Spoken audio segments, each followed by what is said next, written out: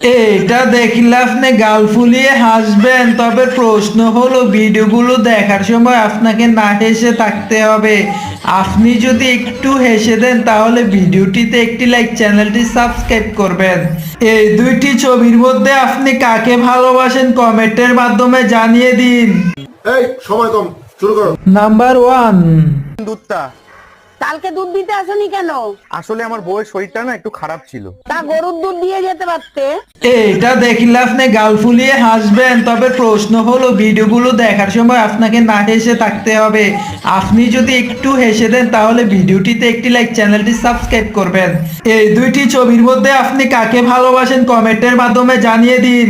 এই সময় কম, শুরু করো। নাম্বার 1। দুধটা কালকে দুধ দিতে আসনি কেন?